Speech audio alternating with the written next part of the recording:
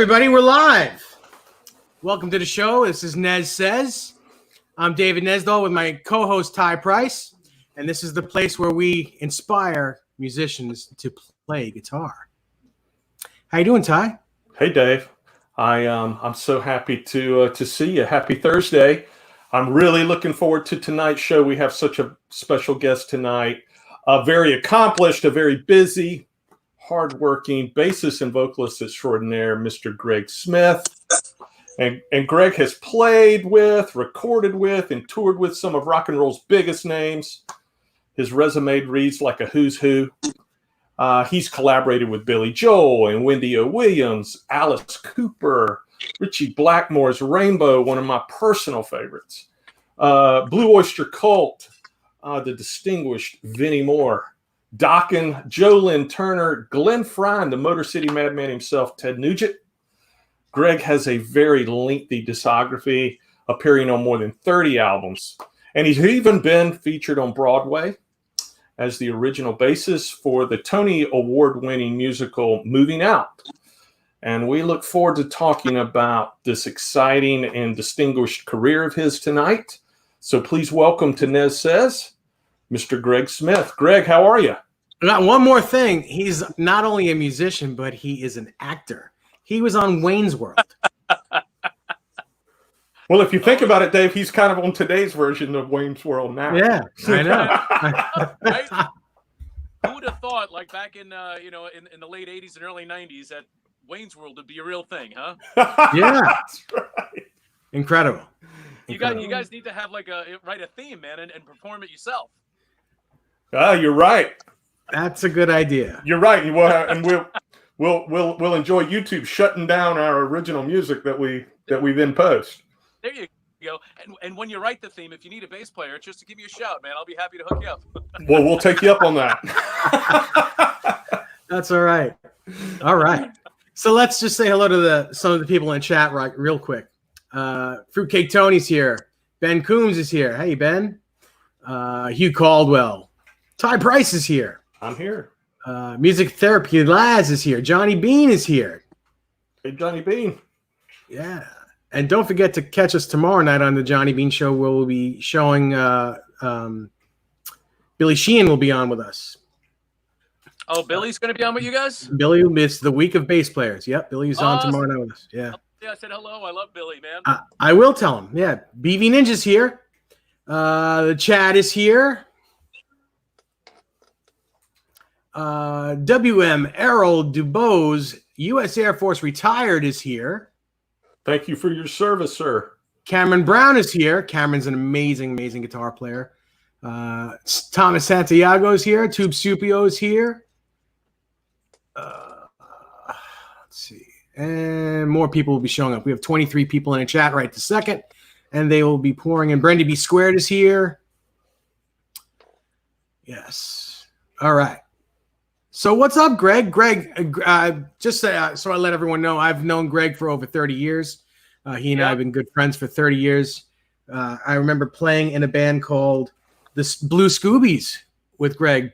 Myself playing way too loud through a Marshall half stack. Both me and Dennis Del Gorio, who was our first guest on the first episode, both playing with Marshall half stack, 100-watt half stacks, on a small outdoor patio.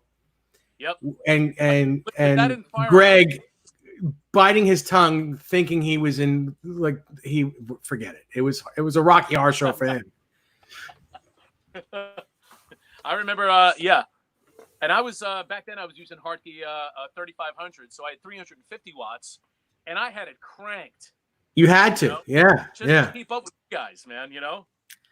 Playing, just your regular top 40 type stuff. Casey and the Sunshine Band with 2 Marshall half stacks. Yeah, I bet front of house loved you. Yeah. There was no front of house. No. There was none.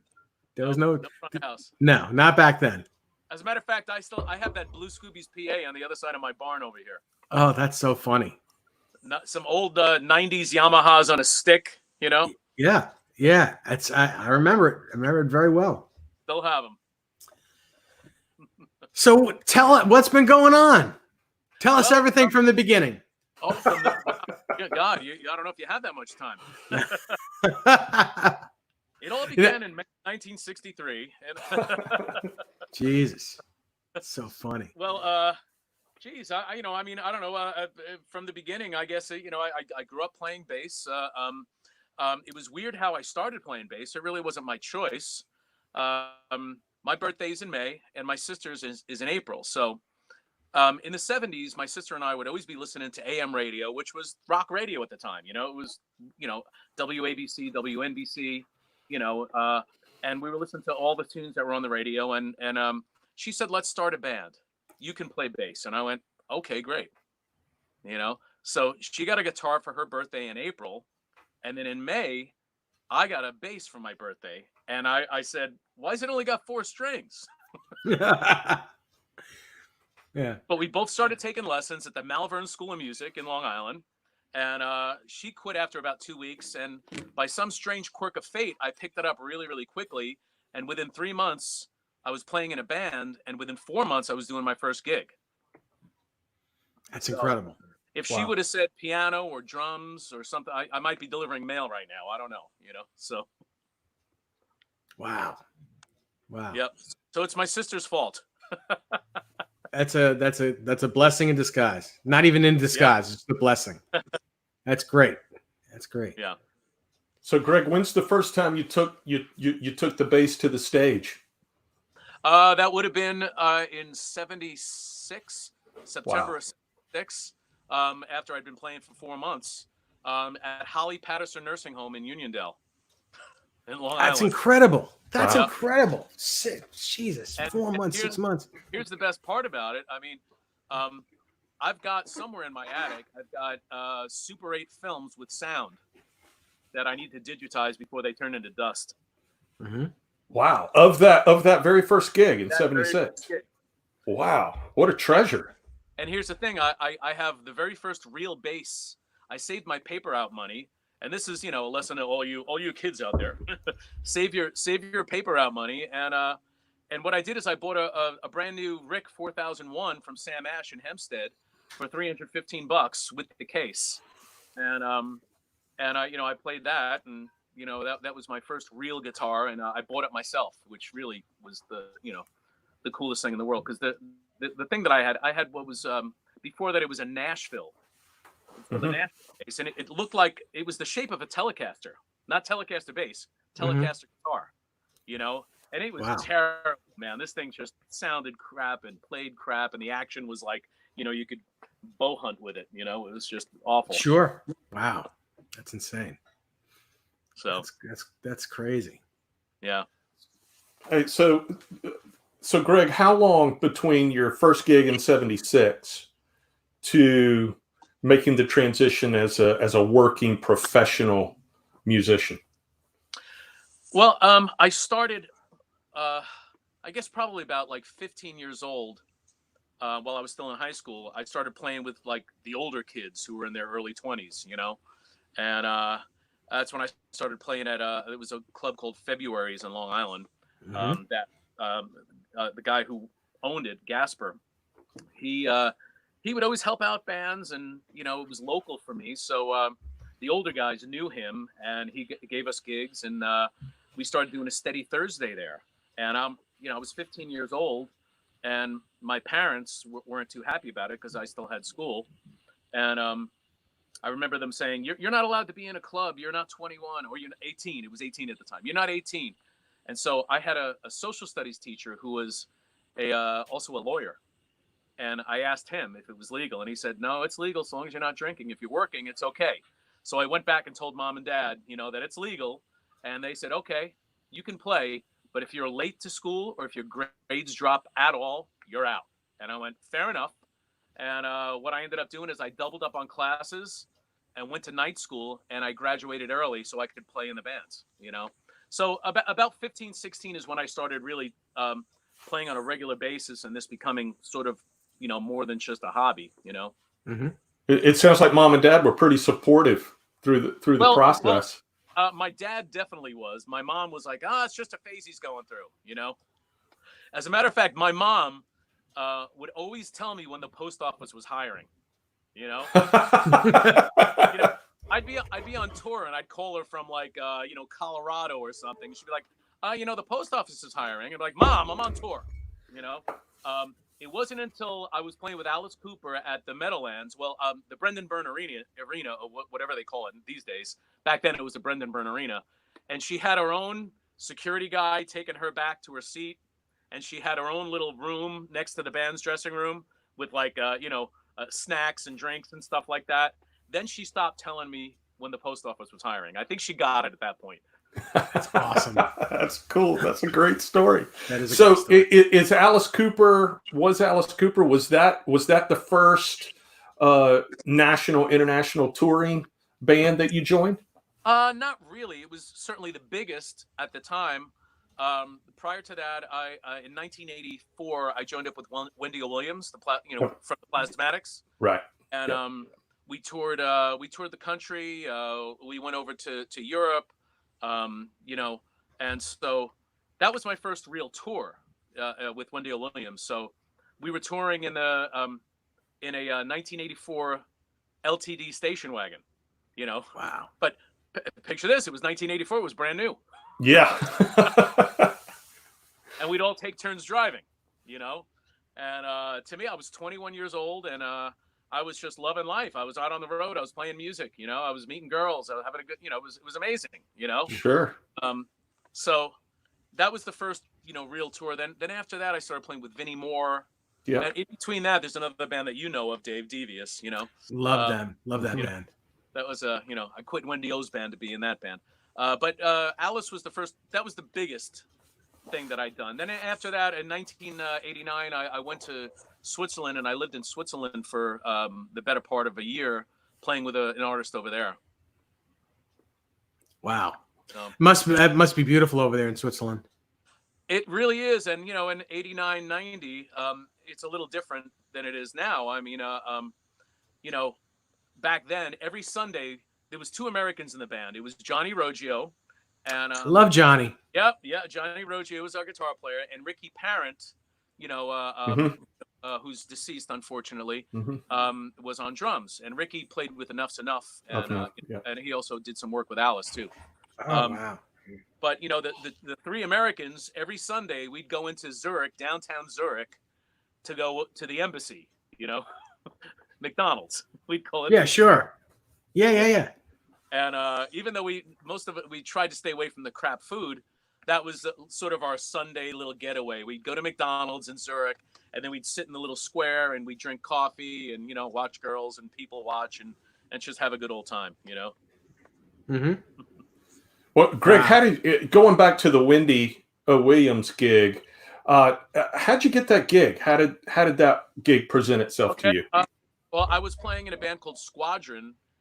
Which is an original band with guys from Queens, and it was right after band Cintron I was in. It was a cover band from Long Island, and after I left that band, I wanted to do more original material. So I joined this band of guys from Queens, and we'd play at CBGB's and Great Gildersleeves and whatever clubs in New York we could that were featuring original music, because at that time there really wasn't too much of that, And we were playing at my father's place in Roslyn in New York. And Eric Carr used to come and see us. Oh, cool. And Eric liked the band, and he was from Queens, and he knew Michael, the guitar player, and I think he knew a couple of the other guys from the band. Anyway, so I think they were having problems with Ace at the time. And they were looking at guitar players. And our guitar player, Michael Ray, they really liked. So he brought Gene in. And Gene came to see us at my father's place.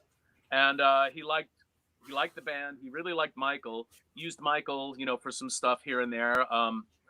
Used him for Wendy's solo album. And then when it came time to put a touring band together, he put me and Michael in the band together, because Gene played on the album himself under the name Reginald Van Helsing. Of course. Oh, no kidding. Oh, that's cool. Yeah. So, but when it came time for the touring band, he put me in the band, and that's how I got that gig. That's incredible. Yeah. And that, would you say that gig served as a springboard for everything that came after it? Well, yeah, pretty much. I mean, once you get into that, I guess echelon of like national-ish acts, it kind of opens up. People take you a little bit more seriously. You know what I mean? So, at that point, now at that point, I had that on my resume. So when I approached other bands and stuff, they took me a little more seriously. So, yeah. Yeah. Well, those of you who want to get a gig, that's how you do it. Absolutely. Get yourself on some sort of major thing, and that's where you'll start. But you got to be good too. You got to be really good. You have to back it up. You have to. And it's networking, and I think it's the same in any business. I don't care whether you sell iPads, speakers, or carpeting. It's networking. You have to network with the right people. You have to meet the people and endear yourself to the people who are in a better spot than you, and prove to them that you're worthy of getting the job or doing the gig, Yeah. And then, of course, once you get it, you have to absolutely prove it.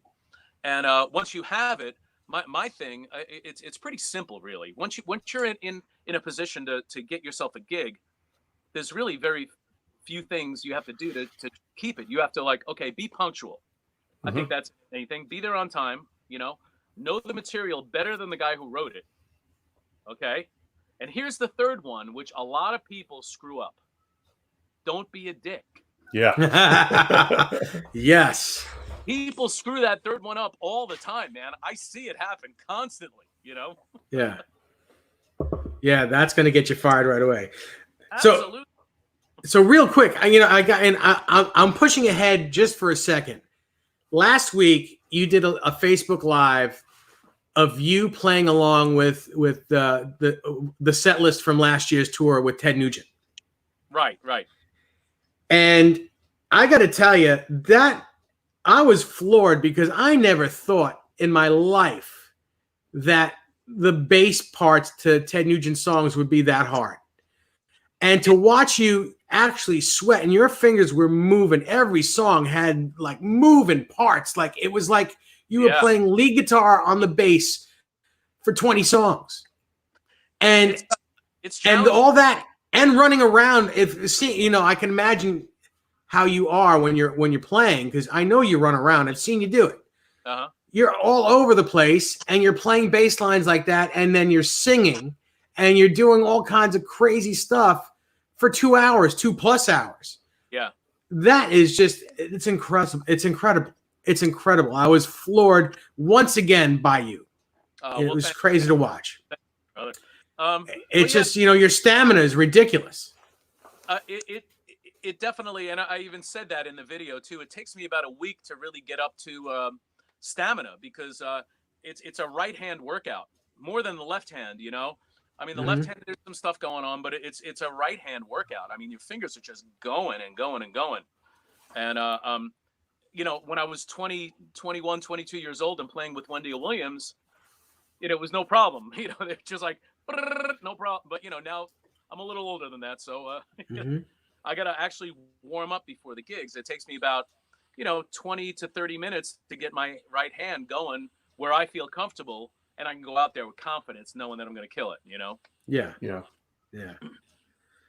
That's just it was incredible. It was incredible, especially the standalone bass and drum part that you said that you tried to screw with each other. Yeah. Well, that's always fun, and it's really fun. Of course, I didn't play one of the ones where we succeeded on screwing each other up. Yeah. Although the thing is, probably nobody would really know unless you're a musician and an Uber fan. Yeah. Because we're just going so far out there on those solo bits that and we find each other too. I mean, within that chaos, we find each other. It's like a rubber band going like this and then snapping back again. So yeah, sure. All right, so Dave, before we leave this, I mean, Greg just gave everyone here a lot of good advice on how to prospect a gig. But I also heard him say that when I approached bands, I would share with them this experience. So I also heard initiative. as being a part in seeking out that gig that he wanted next. How important is it in today's environment, Greg, to really be aggressive in going out and developing that network and making those contacts, taking the self-initiative to make something happen for yourself? It's all important, man. You know, nobody is going to promote you except for you. You know, you can't sit back and wait for the phone to call. You know, phone to ring. You have to go out and get it. You hear about. You keep your ear to the ground. If you hear about a gig or something, or a band that needs a bass player or guitar player or keyboard player, whatever it may be, you have to approach it. You have to find out who the management is. You have to find out, is anybody in my circle or network of friends have a contact with them? You know what I mean? And can you get me a name? Can you get me an email address? Can you get me something? You know what I mean? You have to approach it that way. You have to be very aggressive, because if you don't, there's going to be other people who are aggressive, and they're going to get to the top of the list. You know? Yeah, sure. That's great advice. Yeah. That's great advice for anybody looking for a job doing anything. That's just great advice. I agree. Yeah, and I have to believe that in any business, it's got to be the same way. You know. Yeah.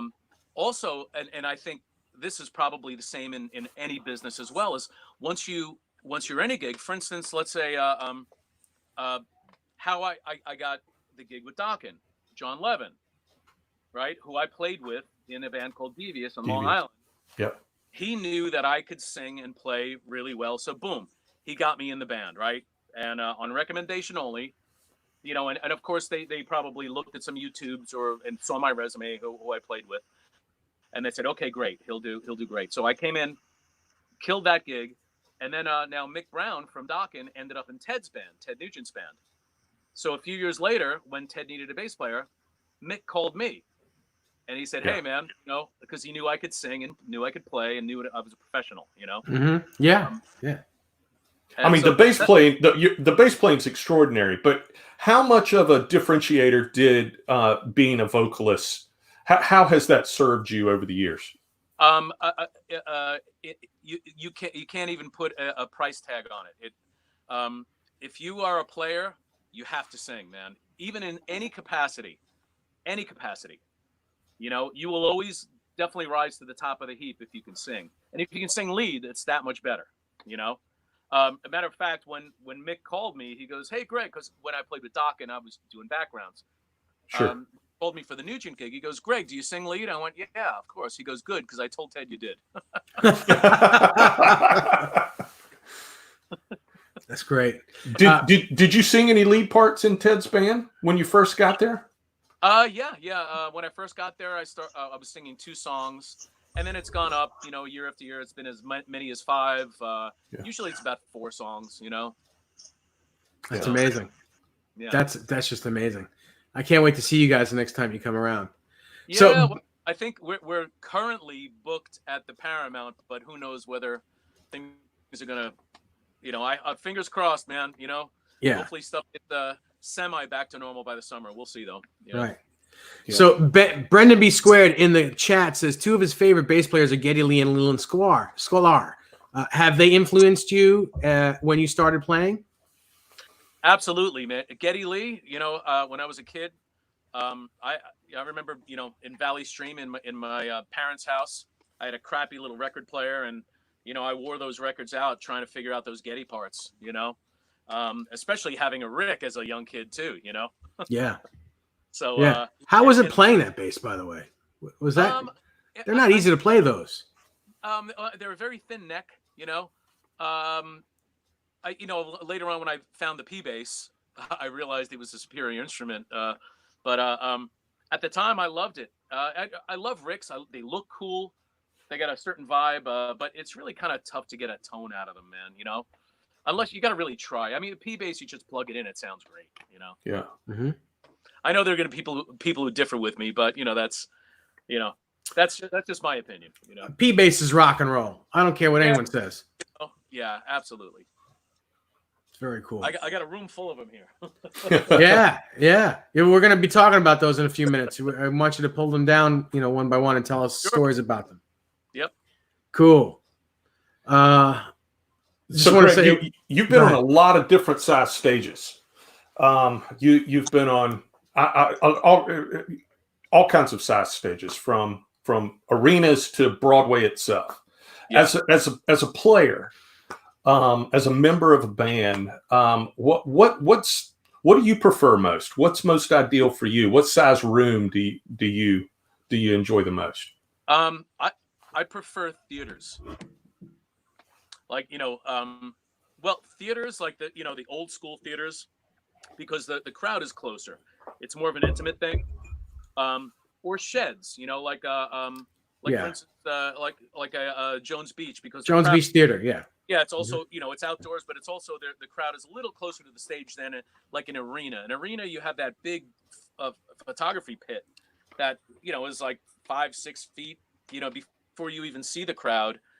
So it's a little less personal, it's cool, don't get me wrong. It's great to look out there and see, 16,000 people or 20,000 people, but you definitely feed off the audience, when in a more personal setting, and it affects the band. It really does. I mean, I don't care what anybody says.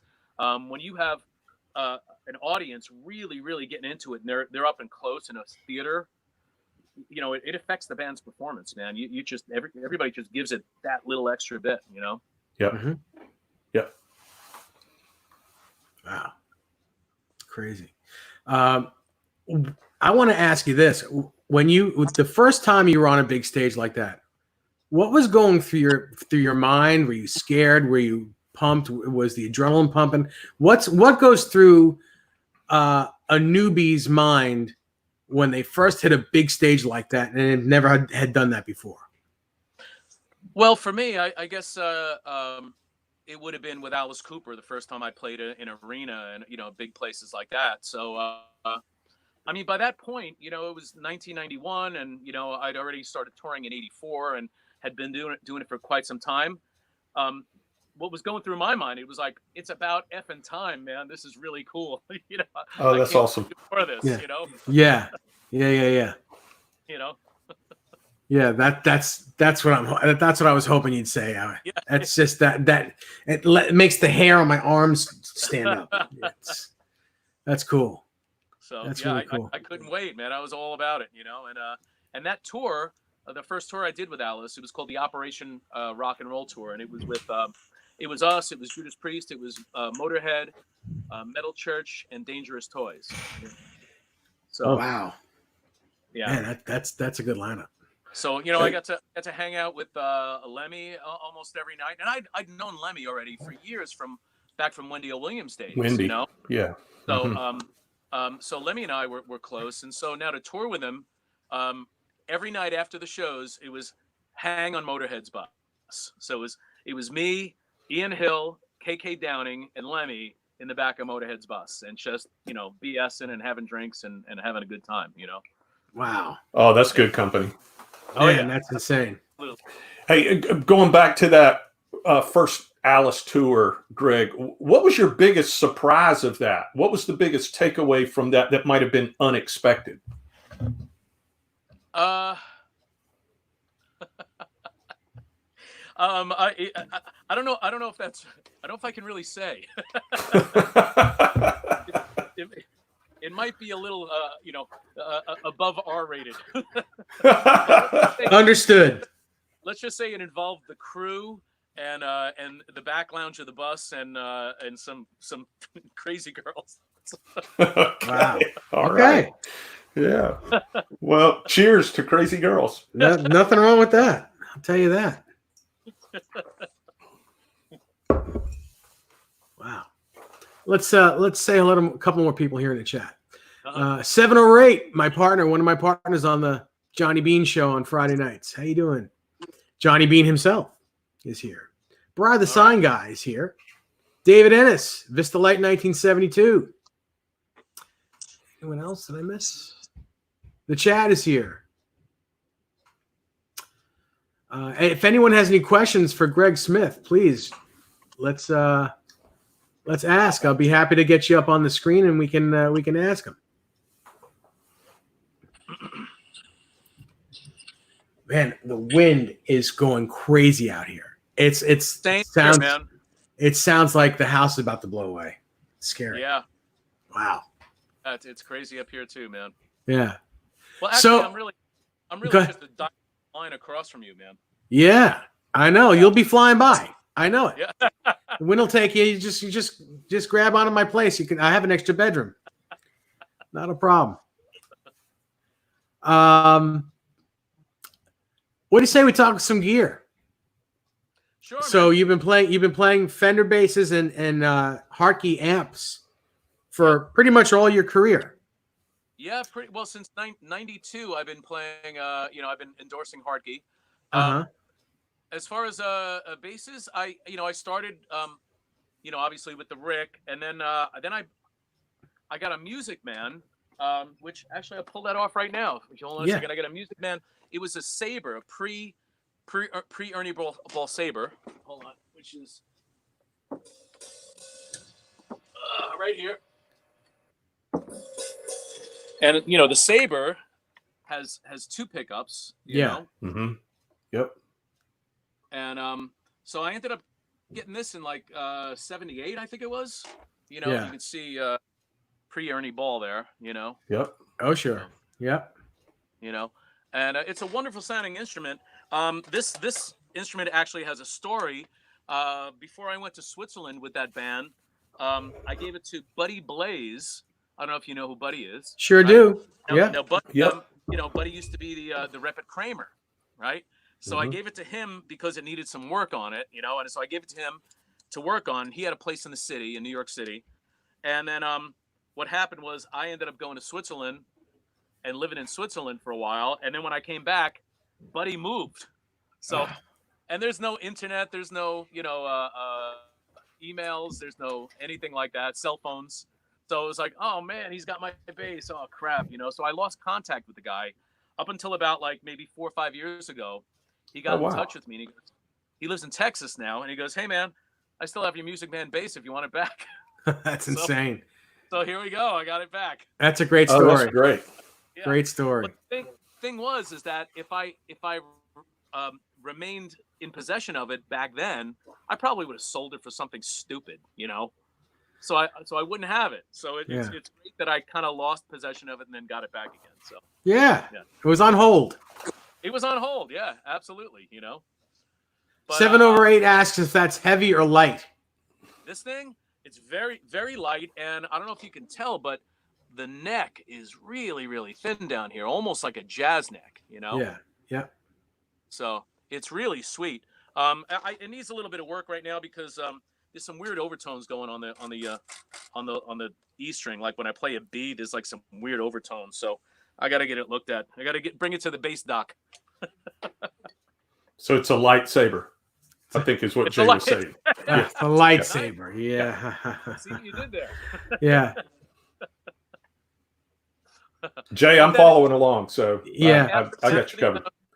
After the Music Man, then what happened was I was with Wendell Williams, and a rep from Guild came, and he gave us old Guild guitars. I was playing a Guild Pilot bass at the time. Oh, cool! Those are cool. Yeah, so I got 2 of those. Actually, I still have one of them. It's in my attic in pieces. I need to restore that again. But they were wonderful sounding instruments, and that was the first time I used EMG pickups. Right. And at that point, I was like, man, these things are really punchy, and they sound great. Yep. Then I got a P bass from Music Gallery in Hewlett that I bought for probably $250. And I still have that one over here. You want to take a look at it? Absolutely. Would like it.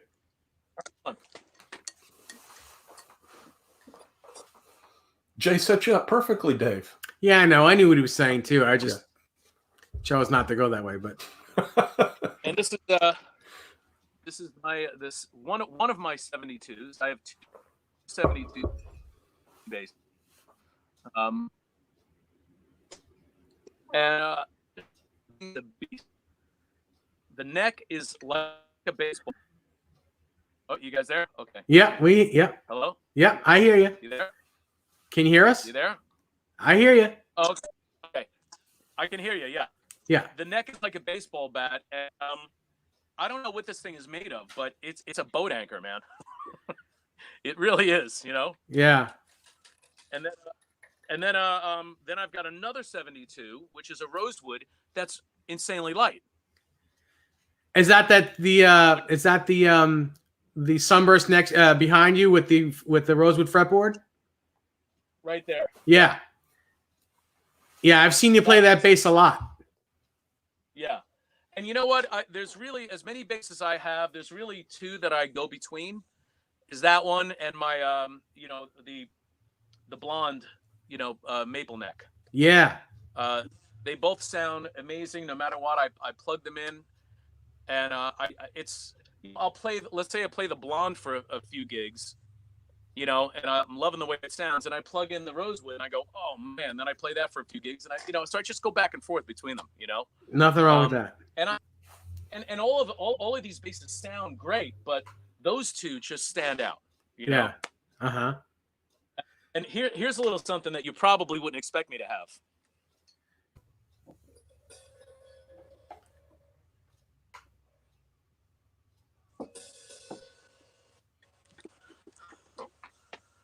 I like that basket weave cabinet in the back, Dave. Oh, wow. Is that an EB3?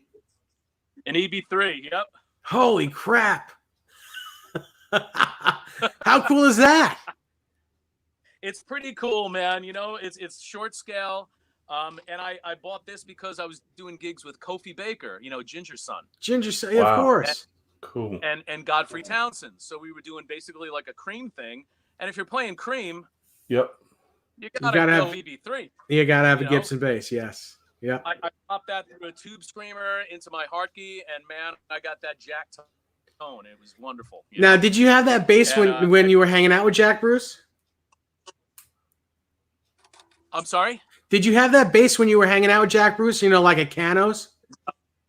No, I didn't have it at the time, man. I've only had this for about like 5 years, Uh-huh.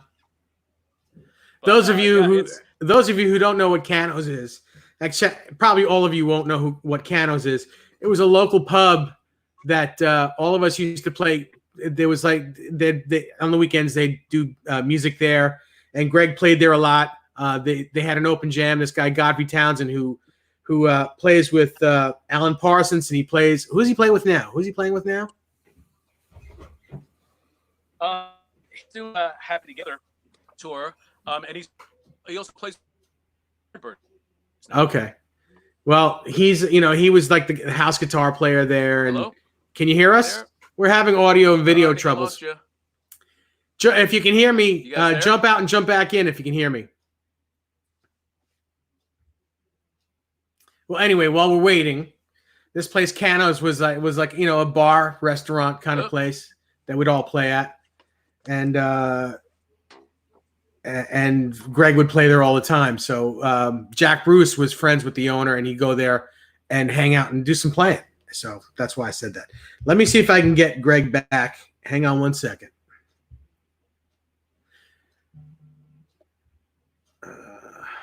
Yeah. Sorry about this, everybody. So, Dave, I have to ask, do you have some Jack Bruce stories yourself? I don't.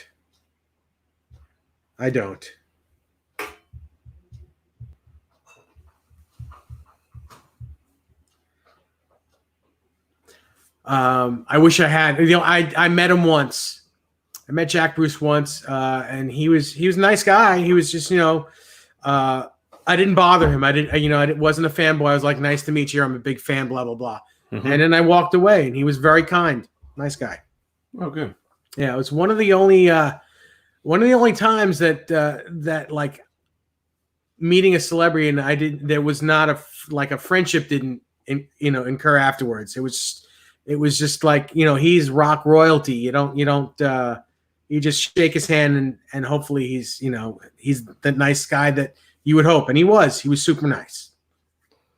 That's great. Certainly one of my personal favorites. I mean, that band influenced everything for me. Oh, absolutely. Cream, yeah. Forget it. Yeah. Forget it. Cream, one of the reasons why I have a 335. And that looks strikingly exactly like. Just like Clapton's 335. Yeah. How about that? Yeah. Even down to the wonderful Hare Krishna sticker that goes on the back of the headstock, like on Clapton's guitar. My friend Len Camp gave this to me. Oh, that's cool. He's in the audience, so. Oh, that's or really he was cool. in the beginning. I'm not sure if he still is. Hey, Amanda. While we were waiting for Greg Smith to come back in, he's having some audio and video problems because there's a big storm in Pennsylvania right now. Hey, Riley. So yeah, I mean, Greg Smith, man, how about that? I hope he gets to come back, because like I said, they're having a we've very big storm over there right now, and we've barely scratched the surface. Of his experience. Yeah. Hey, Riley, when you say you want Clapton's SG, I'm assuming you're talking about the Fool guitar. Yeah. My friend Nick just made one for himself. He painted up an SG and it looks amazing. I think I saw a photo of that. Yeah, it looks amazing. Really cool. Yeah, Ben Tom says it's storming in PA near him in Philly. Okay, he says he's restarting his router. He should be back in a minute or two.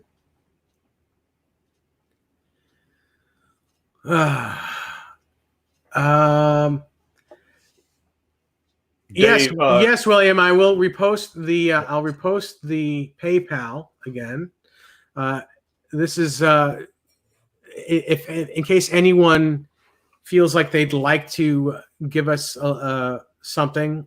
The PayPal and the Venmo is dnrwb5150@aol.com. Now, this is not, you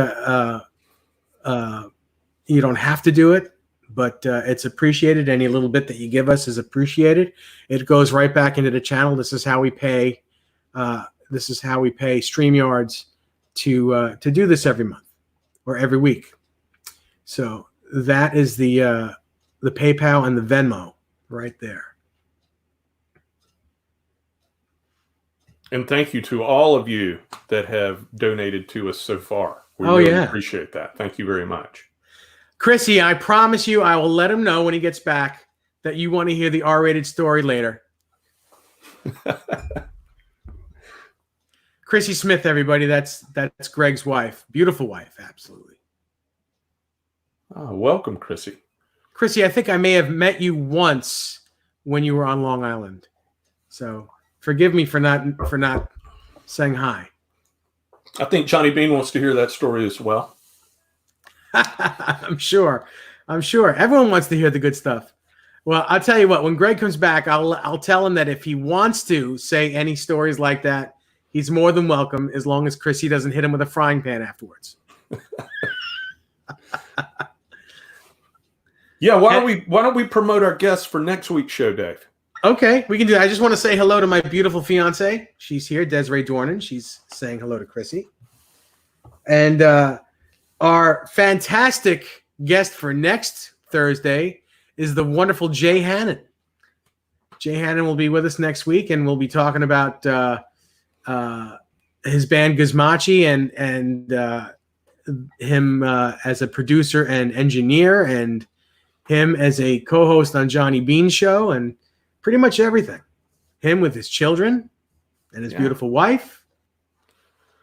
So yes, next weekend we have Jay Hannon. Yeah, we look forward to that interview. Yeah, absolutely. Jay says, "Why am I nervous?"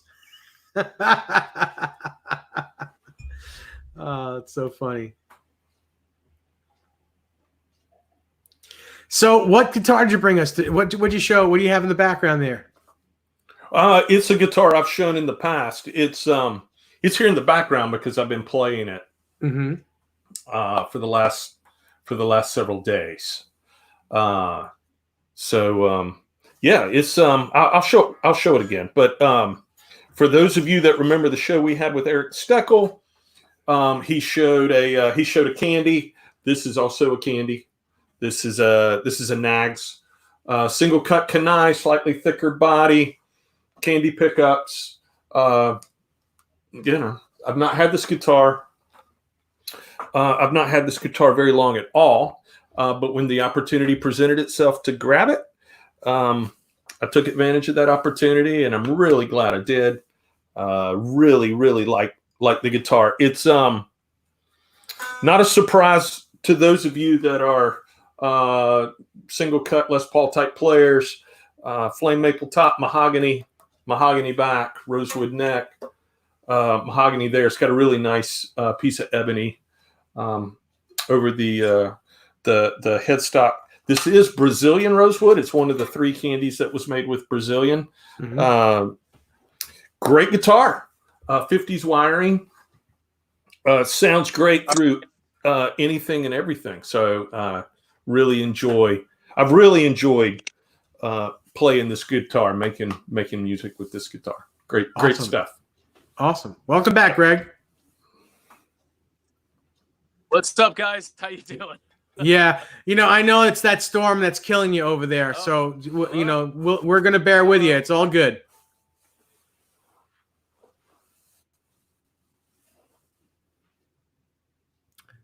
How we doing? You with us, Greg? We may have lost him again. Well, we're gonna stick with him and see what happens. You know what? I'm gonna do this.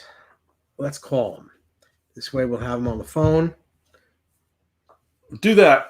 William, the answer to your question is yes. What a terrific music store Sims Music is. Okay, so to give everyone else a bit of background, Sims Music is a store that is local to Central South Carolina, and William shops there. I myself have shopped there for many, many years. The Sims family is a wonderful family. And for those of you that aren't near us, you can find, they have a terrific reverb store with lots of great gears. It's Sims Music, SIMS Music. If you're in the market for anything, they should be one of the places you should check out for your gear needs. Thank you for bringing that up, William. That's really cool. Yeah, that is awesome. I'll have to apologize to everyone. We're having some difficulty, and I can't reach him on the phone right now. So let's well, a couple of takeaways that we've received from Greg so far. Lots of great advice on actually how to get a gig.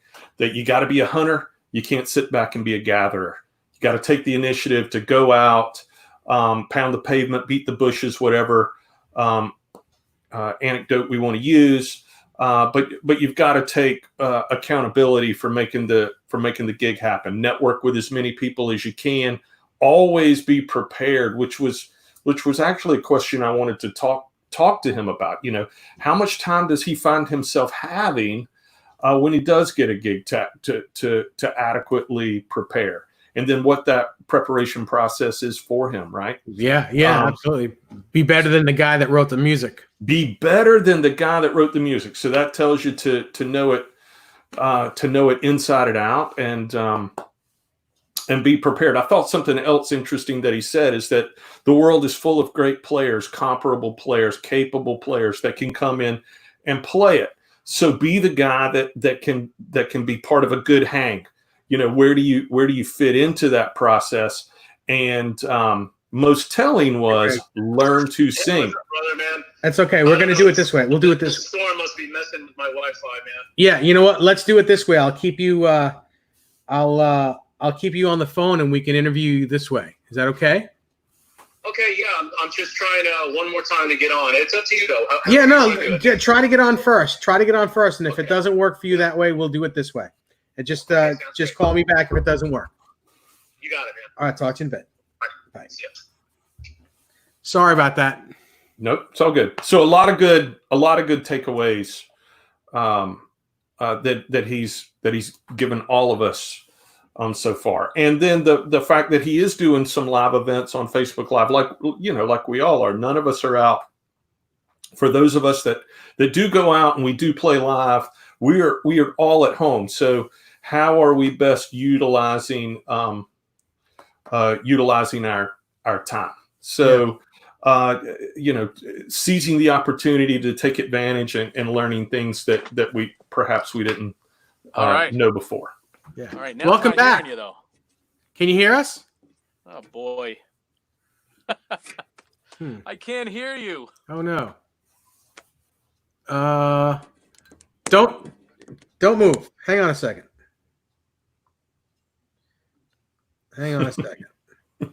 Thank you, Sean. Let's call him back. Sean I'll try to Mahoney. log back in. Okay. I can't hear you. Okay. Sean Mahoney asked a question. He says, "Do you run your flanger pedal in front of your amp or in the loop?" I have one on order, and I was curious. I always run it in the loop. If you have a loop, run it in the loop. If you don't have a loop, then you run it.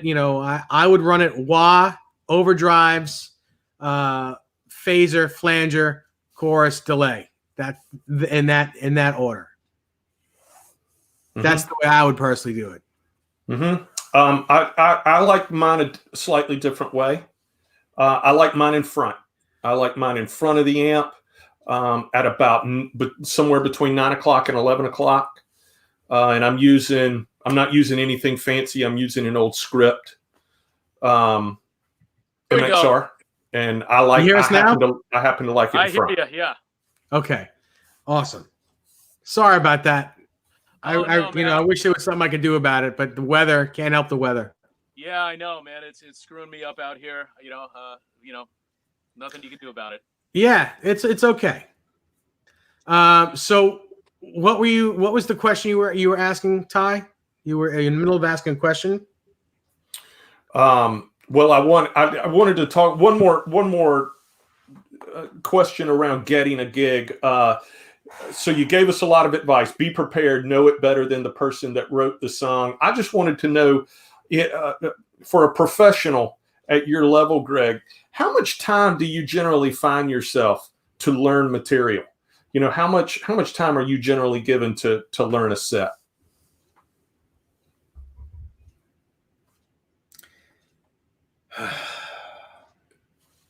It's okay. Learning.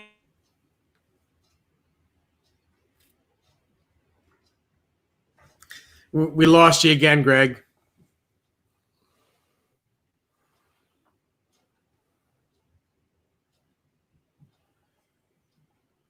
Yeah, Ben, I'm with you. While I do like it in front, it is post game. It's behind the game. You know what I'm going to do? How do I do this? What I'm going to do is I'm going to try to make it so that I can call him and at least he can be a call-in because it's not working. Yep, do what you have to do. Hey, Brendan, I'm same thing. I hear that story often.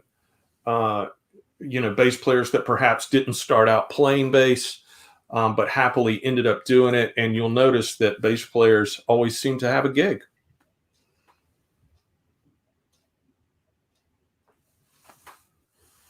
Or at least the ones I come in contact with are usually very, very busy. Hey, Sean Mahoney, do it both ways and then check it out and see which way you like it. You like it the most.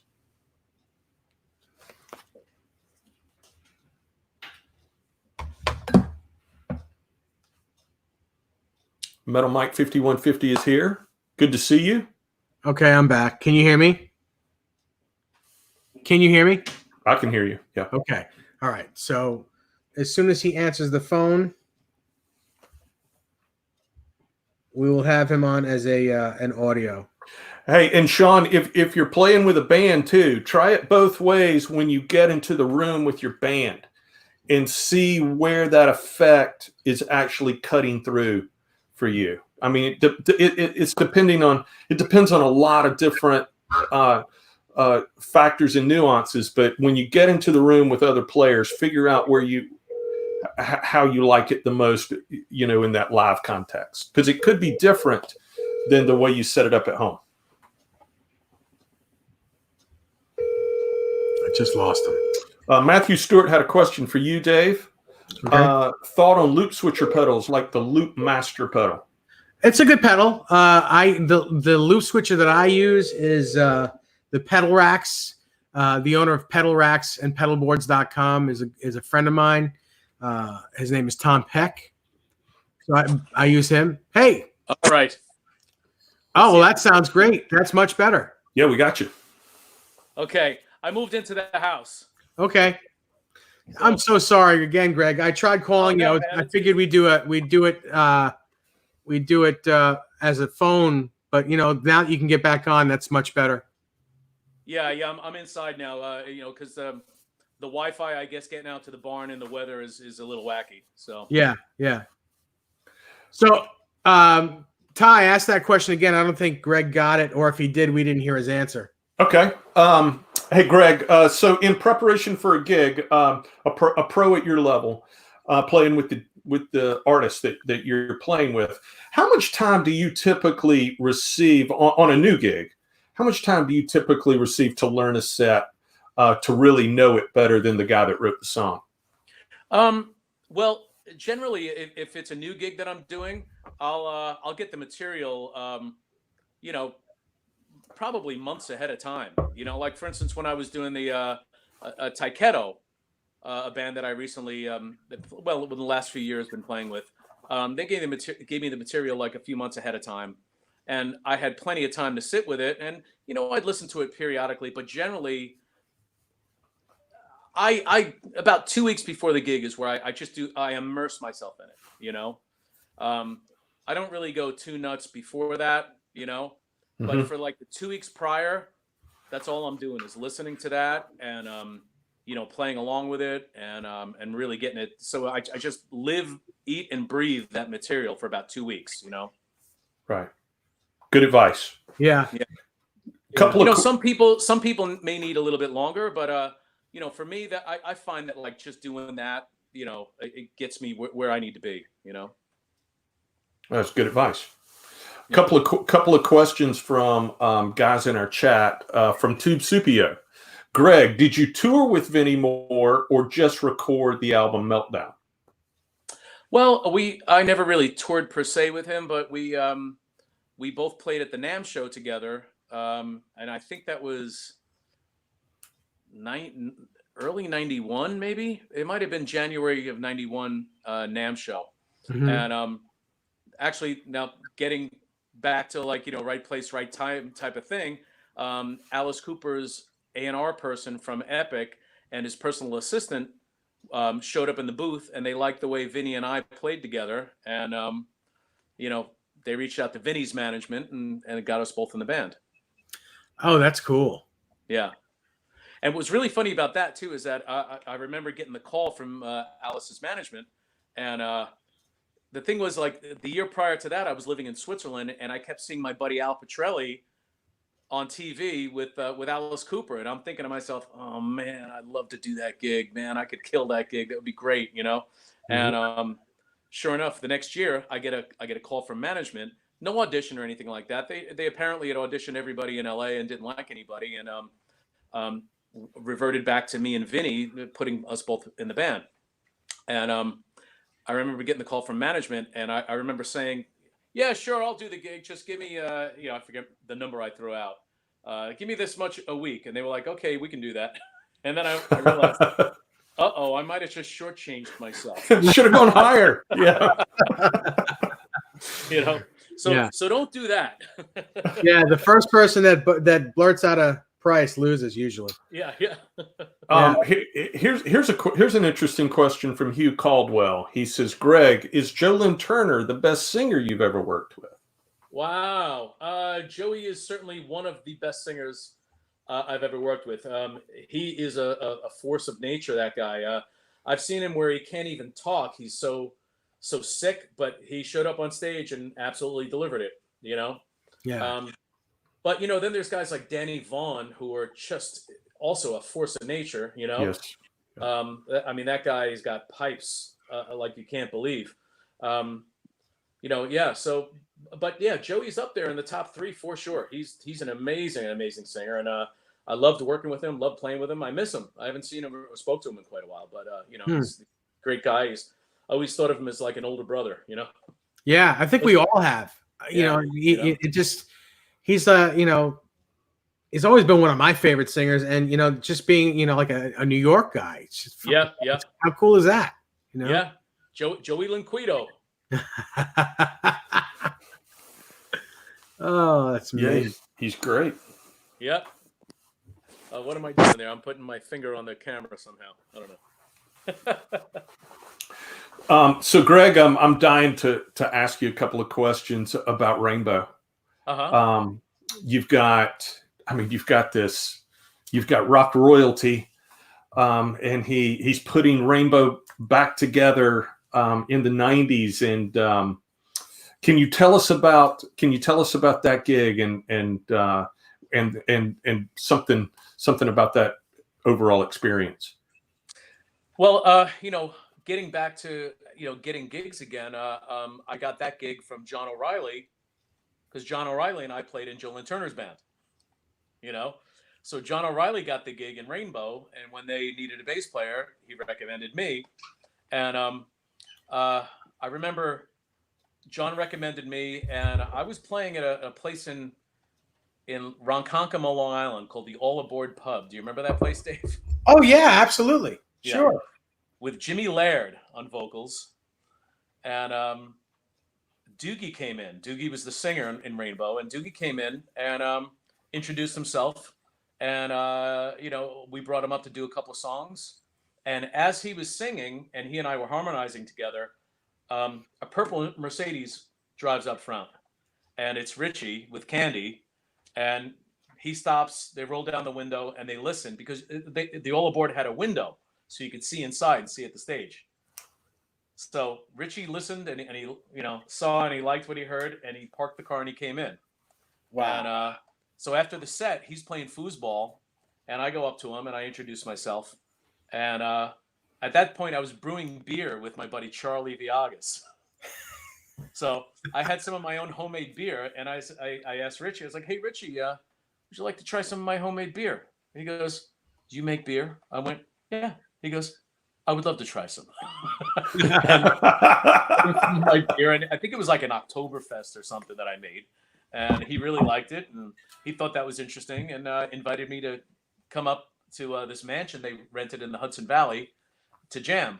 And I went up there and jammed with them. And matter of fact, Doogie recently sent me a recording of that. He recorded that whole jam. Wow. So I have basically my audition, recorded. Yeah. Which is pretty cool. And That is amazing. Yeah, we did a bunch of. We really didn't do any Rainbow songs. He just wanted to jam blues and old and Hendrix stuff, So at the end of that, we'd all been drinking beers and laughing and having fun. And then at the end of the night, he goes, "Right, if you want the job, you've got it." And then he walked out. So I'm like, "Wait, what just happened?" Do I have the gig? Do I not? What's going on here? And then I never heard from management or anything. So, and then they asked me to come back again, like the next week or something. And I went back again, and I played with them 4 or 5 times, and I still had no idea what was going on. Still hadn't heard from management, But eventually we rectified that problem, and the management calls me, and goes, "Well, I heard you don't know whether you're in the band." "Well, yeah, you're in the band." But okay, cool. That's so like nonchalant. Yeah, that's great. Yeah. Awesome. So I gotta ask. So what's going through your head? I mean, you're an experienced player at this point. You've been on world tours at this point. Richie Blackmore just says, "Hey, you want to come up to this rented place I've got and jam with me?" And I mean, what are you thinking in the car driving up to this rented place, and you're about to get out and jam with Richie Blackmore? Well, the 15-year-old fan in me was nervous, but the professional in me was like, "Don't blow this." Yeah. This is an amazing opportunity. You've always wanted to play with this guy. This is your favorite music. Don't screw it up. Yeah. And see, by the time I started playing with him. I'd already played with Alice Cooper and and a bunch of these other bands and stuff. So he thought about me when I came into the band as, oh, there's this professional guy coming in. Sure. I never let him know I was a fan. Yeah. Because as it turned out, Doogie, the singer, always let him know he was a fan, and Richie kind of like mistreated him sometimes because of that. So there was no way I was going to let him know that I was a fan. So I just let him think I was this professional guy, which I was. Yeah. But meanwhile, inside I'm going, holy crap, it's Richie Blackmore. I remember being in a bar in Ronkonkoma with him because I lived in Amityville at the time, and he lived up in up near Port Jeff somewhere, and we met at this bar, and we had dinner, and then afterwards, his girlfriend at the time, Candy, and my wife Chrissy, they got along pretty well, and the girls go to the bathroom like they do, and so Richie goes, hey, let's go see what's on the jukebox. So here we are standing at the jukebox in this bar, and I'm thinking to myself, we're talking about Brother Kane had just come out. Remember Brother Kane, Damon Johnson? Yeah, I love that band. Damon Johnson. Great. Right. Brother Kane and Cry of Love, my two favorite bands from that era. Yep. Yeah. Damon's an absolute monster. Good friend of mine too. Anyway, so Damon, Richie's talking about Damon, and I'm saying, yeah, that's a great band. How about this? Do you like this? Have you seen that? And we're talking about music, and then I just turn around and I look next to me, and it's Richie Blackmore, and I'm like, I had to kind of shake it off, And Yeah. it's like, okay, relax, Yeah. He respects you, don't be an idiot, and it's amazing. And that's kind of the way it was. But there were moments, because I grew up such a crazy Deep Purple and Rainbow fan, that I'd have moments where I'd be on stage and he'd be doing some quintessential Richie Blackmore thing, like down on one knee and scraping his Strat against the monitor and doing this thing, and and I'd be on the other side of the stage, and I'd look over there, and I'd be like, and I'd look at the audience, and I'd think to myself, what series of events happened that he's there and I'm here? I mean, I definitely have those moments sometimes, but then you just shake it off and you go like, I got a job to do, man. Because he hears every wrong note. If you play a wrong note, now here's a little something that if you go back and listen to Deep Purple or any Rainbow videos or anything that he's been a part of, if you see him go like this to his ear, that means he heard something wrong. He won't look at you. He won't look at you if you made a mistake. He'll keep playing and go like this. Huh. And you're like, I remember like once or twice when that happened, I'd be like, it was such a little minuscule thing nobody would ever hear, and I'd look around and I see this, I go, God, shit, God, you heard it, All right, last Richie Blackmore Rainbow question. No, I have one too. I have one. Okay, well, here's my last one. Favorite song to play on stage when you're playing with Rainbow? With Rainbow, man. Wow. God, it's been so many years. Because I saw videos of you guys just doing so many great songs, whether they were Deep Purple songs or Rainbow songs. I'm just curious, as a player, what was your favorite? What did you look forward to every night? Man, I look forward to a bunch of them. Of course, Temple of the King was one of my favorites because, Doogie and I harmonized really well on that one, Burn was always a favorite because I got to sing the Glenn Hughes part, Oh, that's awesome. Perfect Strangers, of course, was amazing because once you go into that initial riff, you just see the crowd go mental, Then, there's songs like Black Masquerade, which was off the album that we did, which went over amazing too, and which are such well-written and really great quintessential, really Rainbow songs, So, I mean, there was a lot of them. I can't really say there's one favorite. There was just, and Spotlight Kid, which was, it was so fast. I think, again, Richie would try to screw you up if he could, I mean, he's a prankster. He's a total prankster, He would start that song so fast and try and screw up me and Chuck because he knew it was like really fast, and and my fingers like with my fingers, and I'm going, oh God, this hurts. And I turn around and look at Chuck, and he'd look at me and go, like, I don't know what to do. This is crazy, and somehow we'd get through it, Yeah. Yeah. And it's funny. I mean, Chuck and I sometimes we'll send each other, like, we'll find something on YouTube or something out there, send it to each other, and go like, can you believe we played this fast? It's crazy. Yeah. So, like, if I was to see Richie Blackmore and I was playing, I would want to do something like.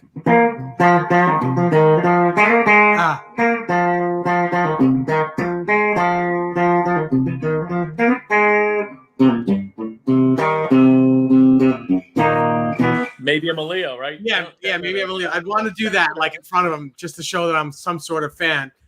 Yeah. When you were up, when you went to his house and you were jamming with him, was there anything like that you like wanted to show him that you could do, like any of his songs? Was there like, I know you probably didn't, but were in your head, I want to play this for him, Oh yeah, man.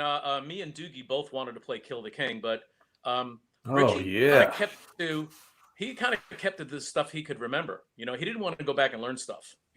Sure. So we always wanted to get him to do Kill the King, but he never wanted to relearn it.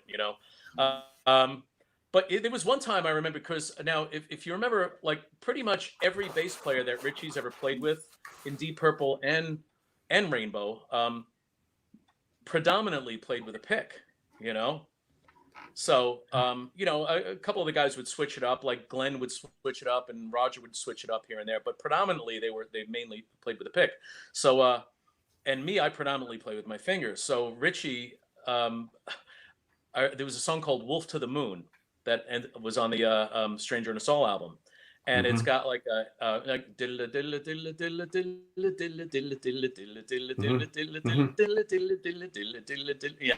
and he goes, I'd like to see if you could play that riff along with me, just to see, because he kind of figured I wouldn't be able to do it with my fingers. And I remember I looked at him, I said, play it once for me. And he played it, and I watched him, and I grabbed I was playing a Spectre at the time. And I just went, and then he listened to me, he goes, right, go back to what you were doing. That's great. He was just trying to test me, man, Yeah. That's awesome. And you did it without a pick. Yeah, just my fingers, I just had him repeat the riff for me, and I watched him do it, and then I did it, Yeah. You still have that Specker bass? I do, actually. It's hanging on my wall. I used that on the Stranger in a Soul album. I used it on the Alice Cooper Last Temptation album. But then I think in '96 is when I went back to P basses, and really just haven't looked back. And there was really a time back in the late '80s where if you didn't have an NS2 bass, you had to have an NS2 bass. Everyone had to have that bass, that Spectre bass. Yep. And they were cool, great looking, great sounding. They and they still sound great. It's just not my thing now. You know what I mean? They play really beautifully, Yeah. And actually, my NS2 I got from Mark Mendoza. Oh wow! Oh cool. And it kind of goes back to when I was playing with that band Devious, and I used to borrow Mark's NS2. This particular NS2, and I remember we were playing at Lemoore Far East, and my cable bunched up on me, and I stepped on it, and I fell. And the bass went down, bam, into the stage. Yeah. Nothing, I tuned it back up, and everything was fine. Everybody had a good laugh. The next day I opened up the case, and I saw there was a big crack. And if I was still outside, I could show you the crack, but the Wi-Fi's wonky, unfortunately. There was a crack that went through the wood and through the volume and tone knobs. Oh wow. And so I went, oh crap. And so I called Mark up, and Mark lived like a town away from me. And I said, hey, Mark, how you doing? You remember last night when I fell? He goes, yeah, that was funny. I said, well, the bass kind of got cracked, and there was silence. And Mark's a big guy, man, I know. And he goes, bring it over right now. And he hung up on me, and I was like, oh, crap, man. He's going to kill me, So I brought it over to his house, and he looked at it. He goes, that's not too bad. He goes, it still sounds fine. I said, well, you heard it last night. He goes, that's okay. I was going to smash this one anyway. Oh wow. He totally made me crap in my pants over it, you know. Yeah. But a couple of years later, now I'm in Alice's band, and I had a little bit of money, and I still felt bad about it, so I bought it from him. Oh, cool. Oh, cool. That's great. You're a stand-up guy. Yeah, man. Hugh Caldwell had another question. He was like, "What was it like getting the call from Ted Nugent?" Now you said that your way in was through Mick Brown, right? Right. So what was it like getting the opportunity to go and jam with the Nuge? It was great. You know, it's like after I spoke to Mick, you know, Ted called me, you know, and he goes, "Hey, Greg, how you doing out there in the wilds of Pennsylvania? I'm in the wilds of Michigan right now." He goes, "You know what? A good friend of mine told me you deserve me."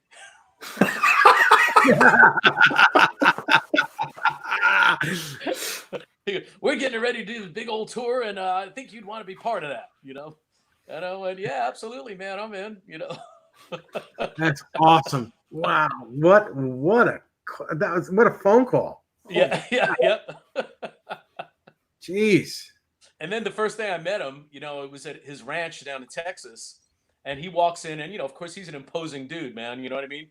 And he shook my hand. He goes, "Let me look in the eye," and he got right into my face and looked right in my eye. He goes, "All right, you're a good man. I can tell."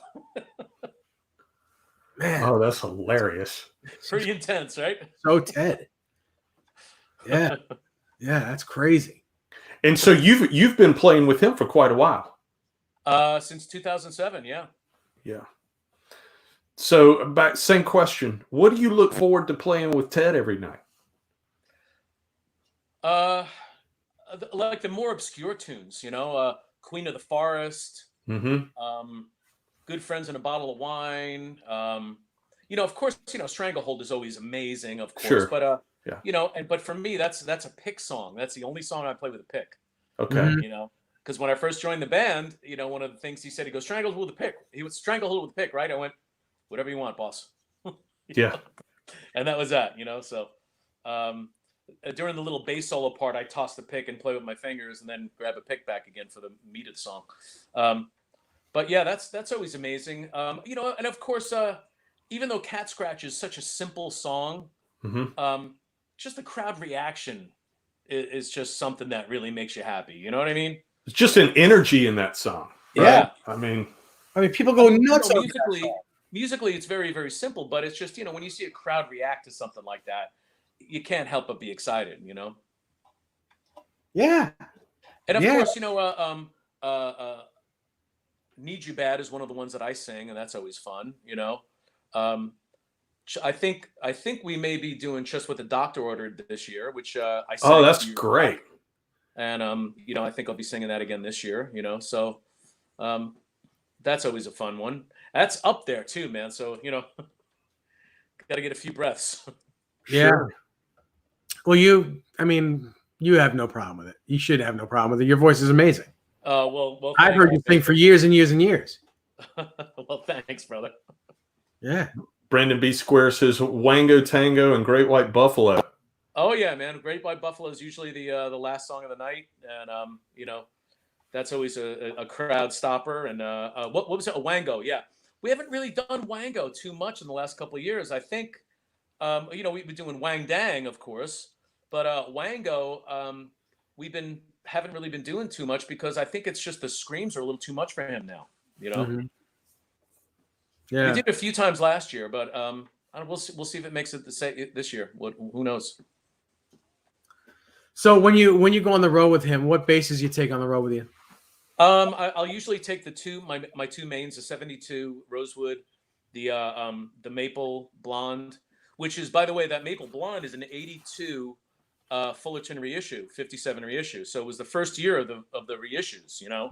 Yeah. So, you know, that thing is, God, it sounds so good and it plays so good. I love that bass. I've always loved that bass. Yeah. And it feels amazing in your hand. It really does. But you know what I did since you played it?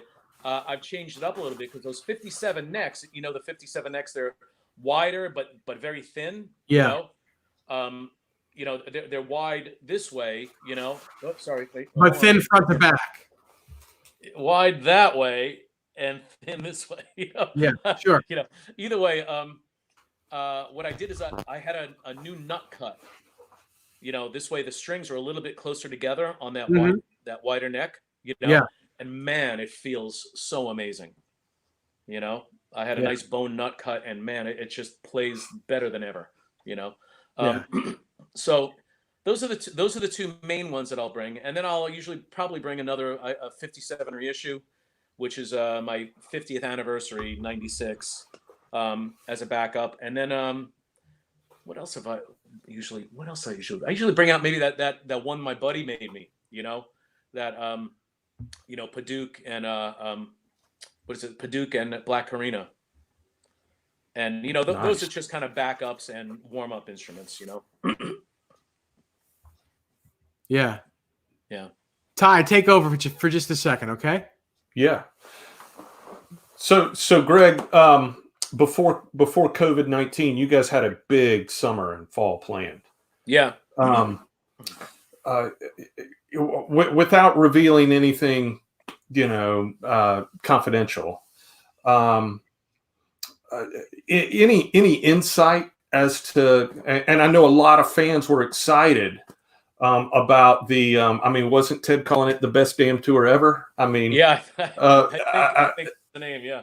a lot of fans are super excited about seeing you guys.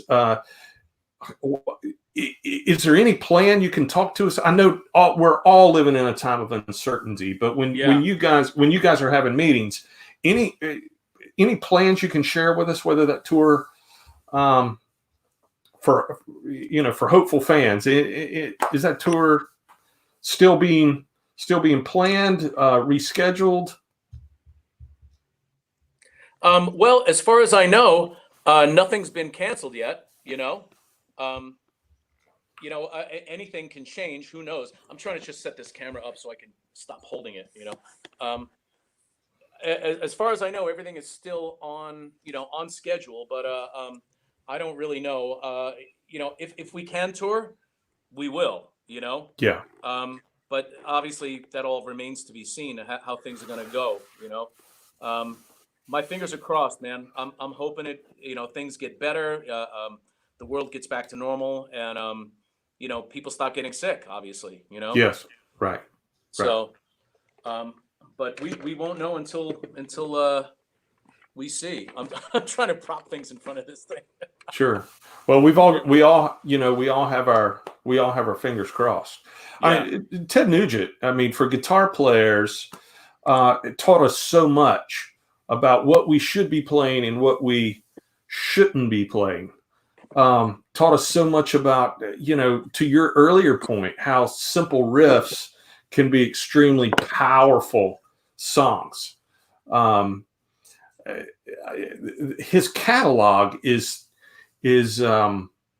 so vast. One great song after another, but the common denominator among it all was the intensity, behind all of that music, and the rhythm section behind that was as powerful as any band ever recorded. Great stuff. Well, he still plays with that same intensity, and what I really love about him. I mean, there's many things I love about playing with the guy, but he still has the same passion as he did when he was a kid. I mean, I'll be standing right next to him, and he'll start stranglehold, and if everything sounding great and the crowd is really getting into it and everything like that, I'm looking at him and I see the chills, going up his arm, man. And it's like that many years after he wrote that song, he's still that passionate about it. It's infectious, Sure. And he really does play, I mean, every bit as good or even better than he did in the 70s. He hasn't lost anything, man. He's he's always chasing the tone, like every guitar player I know. Hey, someone wants to say hi, Greg. Okay. Danny Dell, what's up there, kid? Greg, my friend, how you doing, How buddy? are you, brother? I'm doing all right, man. How about yourself? Good, man. I'm good. Having some Wi-Fi issues here, but I'm okay. So that's because you live. Do they have paved roads out where you live? No, we just recently got toilet paper. Really? We don't have toilet paper here, so That's you're fairly lucky. surprising. Hey, I was Luckily, trying we when I got was lots of leaves. yeah. I was trying to type in. You should have said you never said the nickname for your blonde bass. Oh, the house. The house. The Yeah. house. That's right. I think Chucky nicknamed it the house. Yeah. That's great. Yep, because it sounds bigger than a house. Huge. It's huge. Huge. Well, why Hey, don't Greg. you tell the story about the first time I played with you using the house? Oh yeah, we were doing I was playing with a cover band and out at Lily Flanagan's in Islip. And I remember I mean, it'll be kind of hard to showcase this, but first let me just showcase my Oh no. Super Bowl champs. No. Boo. Anyway, Yeah, so hang on. I'm playing with Greg at this bar gig, and he and I had just met one another, and not all that long prior to the gig, and I remember the one thing I remember, because I was kind of in the middle. He was to my right, and I remember we playing. I think one of the first songs we played was "Lay Down Sally," and all I could feel was like, if I could like my shoulder was this. Oof, like this push of between the sound of his bass and just really the way Greg plays. It was wonderful. And that was, I'm sorry to say, dude, that was pretty much like 21 years ago. 21 years ago, yeah. Yeah. Crazy, man. And that was it, man. I mean, that you had me hooked right then and there. You remember calling me about that gig and what you asked me? Oh yeah, I remember I asked Dennis, because there's no rehearsals or anything like that, so I was like, well, Dennis, is there any tunes that you guys do that I should brush up on? He goes, Beatles? I went, yeah. He goes, Stones? Yeah. He goes, we'll be fine. And that was it. Gotta love it. Yeah. That's awesome. That was it. Nice to see you, How Dennis. you guys doing? It's good to see you, Dennis. Ty, how you guys doing? Yeah, we're doing good. It's good to see you. Yeah. Why can't I hear them? Who can't you hear? Clean the wax out of your ears. No. I can't hear them at all. I can hear you fine. Oh. Really? Maybe that's a blessing in disguise. Drop out, come back. Can you, Greg, tell can the you drop hear out, them? come back in. Dave says to drop out and come back in. Okay.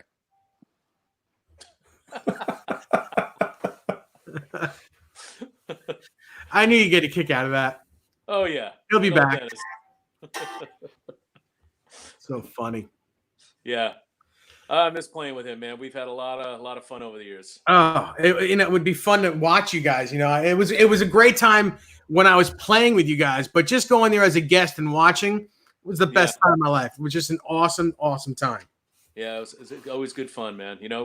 One thing we did for sure is we laughed a lot. Yeah. Can you hear me now, Dan? Can you hear me? You there? Yep, I'm here. Okay. Can you hear us? Can you hear me? Bro, I hear you. Greg, I hear Greg perfectly fine. Ty and Dave. Can you hear me? Can Now you hear me, Dennis? I can hear you. I cannot hear Dave. Okay. Really? Well, I'll just keep. You know what you need to do? I'll just keep talking to you and I'll leave and come right back. Well, you know what? Actually, what needs to happen is you need to take that crappy shirt off and come back, and then you'll hear everybody. No way. Unstoppable. Unstoppable. How about now? Can you hear me now? Yep. All right. Yeah, all right. Good. Well, Dennis, good to see you. Things going well for you?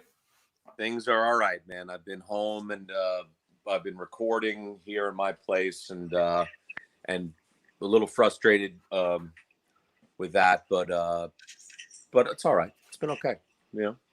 All in all, it's been good. I'm working on a Chet Atkins kind of thing, and let's just say it's proved to be a bit challenging.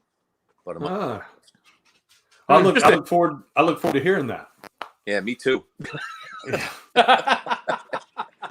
I'm assuming that 6120 sitting in your lap when you're doing the Chet Atkins thing. Actually, it's a duo jet. It's okay. The one that's sitting right behind me. It's this. Very nice. Wow. Yeah. So that's what I'm That's what I'm messing with now. How can I do this? Can I turn it this way? There you go. Yeah, there you go. Hey, Look at you, fancy. Mr. Technology right there. Bada bing. So, Greg, it's good to see you, man. Hey, is everything okay with you over there and your buddy, the guitar player? Yeah, man, he's okay, man. Thankfully, he'll be back Saturday, and hopefully better shape than ever. I mean, I think he had what amounted to pretty much just like an anxiety attack, and lack of sleep, and both his parents are in the hospital, and so he's been going through some stress and all. Oh man, well So- that's that I understand that. Believe me. Yeah. Well, I'm glad he's all right. Yeah. I got thank God. I mean, it was scary for a minute, but I had a feeling that he was probably just having an anxiety attack, Yeah. because he's fairly young and in decent shape, so, but obviously that's shit can happen to anybody, obviously, so Yeah, but he's I mean, panic attacks are weird. They just Anyway, we're monopolizing this with non-guitar stuff. Go ahead, guys. Hey, listen, it's just, to me, it's like a family reunion. So I'm having a great time. All we need is a sandwich. The sandwich. Oh, the sandwich. Oh my God. The sandwich. Ty, the sandwich. Oh man. It's grilled chicken with broccoli rabe on a hero with, oh my God. From this Italian restaurant that we love. No shortage of garlic. No, yeah. Oh boy. The bread Nice. gets soggy. Yeah. It's crazy. Basically, after eating that, we would like melt the grill on our microphones. Yeah. Oh, yeah. Yeah. Oh yeah. Yeah. It's awesome. We should do that at some point. Yeah, whenever things get normal. When we're allowed to see each other. When we're allowed to spend more than 6 feet from each other. Yep. Yeah. Yep. But I do want to talk about Tokyo Motor Fist. Okay. Yes. TMF. Steve Brown, one of my favorite guitar players on the planet and a good friend. Ted Poley, who is one of the best singers in rock and roll. Just, oh my God, how do you start that? How did you join that band? How did that band start? And Chuck. Oh my God, yes, and Chuck. The alien on drums. Forget it. How does that band, I mean, talk about supergroup. Well, Steve and I have been talking about doing something for quite some time, and matter of fact, we had another band that we were putting together with was me, Sorrentino, Al Fritsch, and Mike Torelli. They came out here to my place, and we jammed a little bit, and we started working on some ideas and stuff, but it never really went anywhere. Like everybody got too busy and this and that, and we tentatively called it Tokyo Motor Fest, and that was Steve's name. And we thought it was a really cool name, and so then I guess Steve ended up getting a deal with Frontiers, and he asked me, and he asked Steve, and he asked Ted, and he asked Chuck, and that became Tokyo Motor Fest,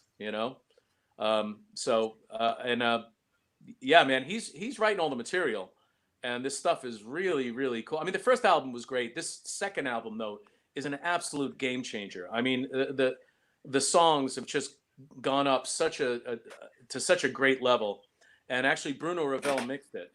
Oh, cool. And Dennis DeYoung does a cameo on one of the songs. What? Wow. Yeah, but on a Oberheim OB8. Oh, no kidding. Yeah. Wow. And we went to his house in Chicago and recorded him in his basement. So Steve brought his recording gear. It was when we were on the road with the Wizards of Winter, and we were in Chicago. We had a day off, and we went to his place and hung out with him, BSing, talking, and then went down, recorded. He just absolutely killed it. It was really funny. He goes, "Yeah, I just got this OB8 fixed. It's in the back trunk of my car. When do you guys get it? I'm too old to carry that thing." So we were like carrying his OB8 out of the back of his trunk, bring it down, set it up, and it was really cool because you see his presets. It's like Lorelei, Fooling Yourself, all these iconic stick songs that with presets, and so yeah, man, and just to be down there in his basement, in his studio, where all the plaques are hanging, man, all the gold and platinum, and You know, there's an actual Mr. Roboto mask there. You know, That's crazy. And, yeah. So it was really cool. And then after he finished doing his thing, we went upstairs to his office and he played us his new record, which I think is released now. I think Frontiers just released it. And man, it was amazing. His new album, I'm telling you, if anybody out there gets a chance to pick it up, you should pick it up because it's every bit as good as, you know, any of the old Stick stuff. And he still sings amazing, and the songwriting is amazing. There's also a duet with him and Julian Lennon. Oh man. Oh, cool. Yeah. So yeah, if you get the chance to pick it up, man, it's worth it, you know. And you know, I really don't buy a lot of music, but you know, I haven't bought it yet, but I'm gonna buy it. There you go. Yeah. Cool. Yeah, I want to get the Tokyo Motor Fist records. I just, you know, it's The first hearing the songs on YouTube is one thing, but I want to have it like in my iPod. I want to Yeah. a lot of stuff. Yeah, the first one's really great. The second one though, man, I'm telling you, wow. Yeah. It's really something else. You know, it's really weird. I mean, because it's been a couple of years now since we did that first one, and when I was just doing the Monsters of Rock cruise with Tokyo Motor Fist and Taiketo, they're just playing rock tunes through the speakers of the ship all day long. You know, all day, all night. Mhm. And I haven't really, you know, once I do an album, I listen to the final product once, and I never listen to it again. You know. So unless I have to learn it again. So I mean, you know, for doing some of these live gigs with Tokyo Motor Fist, I've had to learn some of the material, but not all of it. And it was weird hearing some of those deeper cuts. You know, I'm listening to it, and like all of a sudden, like something catches me, goes, "That's familiar." I'm like, "Oh, that's me." Yeah. Gotta love it. You'd say like, "Hey, that's me. That's me. This is me. This is me." No, he's referring to when we were doing Moving Out. We had a trumpet player on the road, you know, company, and a Venezuelan guy, and he played on probably most of the salsa stuff you hear, you know, on any radio. And we were at some Cuban restaurant, and there's some like really intense stuff going on. And I swear to God, like every second or third song, he stops singing and he goes, "This is me." And he's a sweetheart of a guy. Yeah. Raul Agras. Raul Agras, an absolute badass trumpet player, man, and one of the sweetest men ever. Like after the show, I'd be like, Raul, you gonna go out for a drink? Maybe just one scotch. That's great. That's so cool. Yeah, he was awesome, man. He's still, you know, he's out there doing it, man. He's still, is he doing Broadway stuff now? Or is he, he's probably still playing on like every third song you hear on a salsa station, you know? Whoops. My goodness. What you doing there? Nothing. That's laugh. Yeah, Dennis plays loud. Oh yeah. Or actually, it would be Dennis plays loudly. You know the OCD pedal, Dave? Yeah, I have one right here. Okay, now the first time he started using one of those, we were playing at down at the Red Lion in the Village, and he was really loud. And I said, "What's that pedal stand for? Only can hear Dennis." Yeah. Only can hear Dennis. Even I like it. I like it loud, and even that first version of the OCD, I couldn't control it. I couldn't get around. I couldn't get a handle on it. It was gone. I had sold it pretty quickly. I was like, screw this. They, you know, Full Tone since then has improved it dramatically, and it's much more usable. But that first iteration, and Greg was right, because even now I was like, I'm too loud. I just it's ridiculous. I can remember Greg, Chuck Berge, and I doing a gig on Fire Island, and our good friend Cano walking into the place and saying to us, "You guys were so loud, it was like a jet engine." Yeah, and it was. Yeah. It was. I remember, Chuck was like, "Please turn down, please." Yeah, I remember, like, I felt like his stick grazing my shoulder. I was like, "What is that?" And I look at him, and he's like, "I can't hear anything." That's what happens when you bring a 100-watt half stack to a gig. Yep. No, we spoke about that. We in the beginning we were talking about playing down in Long Beach with two 200-watt half stacks, and poor old Greg is playing, trying to keep up with his 3,000-watt amp. Yeah. Those were the days. Yeah. So funny stuff. Yep. So you have dates hopefully coming with Tokyo Motor Fest this summer. Hopefully, if things go back to normal. Well, no, Tokyo Motor Fest doesn't have anything going on probably till next year. Oh, okay. Taiketo also pretty much made this year a loss. We had some stuff in Europe and the UK that just got all, because that band, we have the singer. It's really weird. The singer is American but lives in Spain. The guitar player is English but lives in Georgia, and then we have a keyboard player who lives in Liverpool, and then a drummer lives in New Jersey, and I live here. So we're spread out. So we were supposed to play M3 Festival, but at that point now, getting anybody from Europe over here was going to be impossible. They canceled the festival anyway, but sure, before that even happened, getting anybody from over there was going to be impossible. And it's just, that they and the thing is with that band, it's there's not a big budget. You know what I mean? So the gigs that we do pay for the flights for the next batch of shows, and vice versa, and so on and so on. Yeah. So the band as a whole just decided to take 2020 as a loss and move forward to next year. Richard Poole says hello from the UK. So Taiketo last year, and they were fantastic. Oh, thank you, man. I love playing with that band, man. It's I tell you, man, it's just really great straight ahead rock and roll. If you guys aren't familiar with it, you should really check out some of the live stuff. There's some great stuff from the Monsters of Rock cruise. Monsters of Rock, yeah. And even just our last tour that we did in the UK. Really, really great stuff. Chris Green on guitar, absolute monster. You guys should talk to him too.